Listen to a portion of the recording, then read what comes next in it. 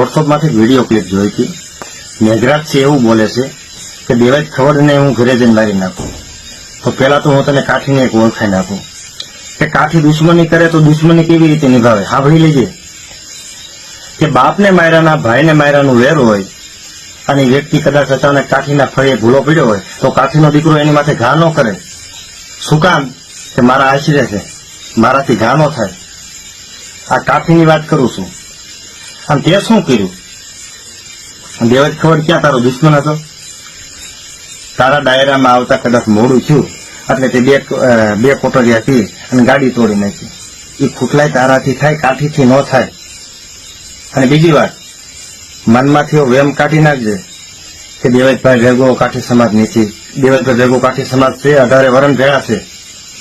અને સત્યના સાથીદાર હવું કોઈ થાય, અસત્યના ગાડે ખરીદી ના હોય ને એ બેહે આવી નીકળો છે.